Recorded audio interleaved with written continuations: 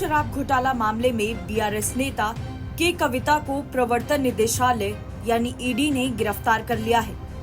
दरअसल शराब घोटाला मामले में ईडी ने के कविता के यहां छापेमारी की थी। इस दौरान जांच एजेंसी ने कई सबूत उनके घर से इकट्ठे किए। इसके बाद के कविता को एजेंसी ने गिरफ्तार कर लिया।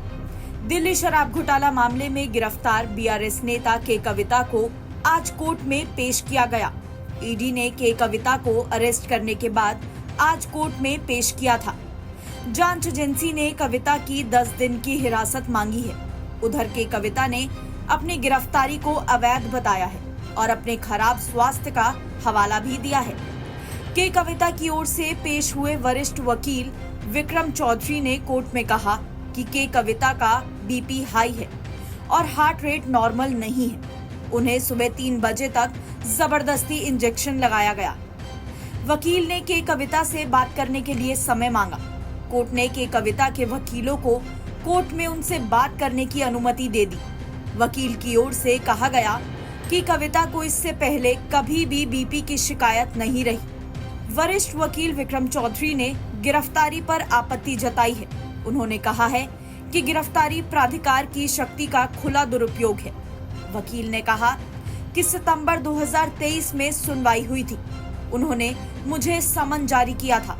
वे 3 बार ईडी के सामने पेश हुए।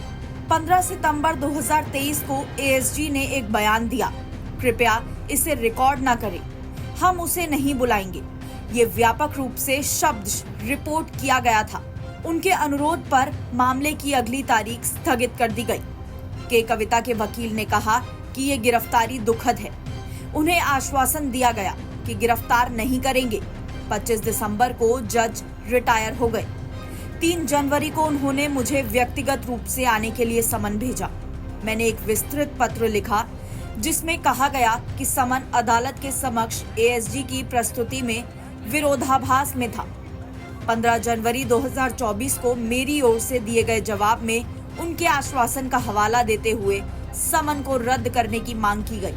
उन्होंने कोई जवाब नहीं दिया और कहा कि आप गलत बयान दे रहे हैं। के कविता के वकील विक्रम चौधरी ने कहा कि हमारे द्वारा सुप्रीम कोर्ट से विभिन्न राहतें मांगी गई थी, जिनमें समन के खिलाफ, फोन जब्त करने के खिलाफ कोई दंडात्मक कार्रवाई नहीं करने को लेकर राहत की मांग की गई थी।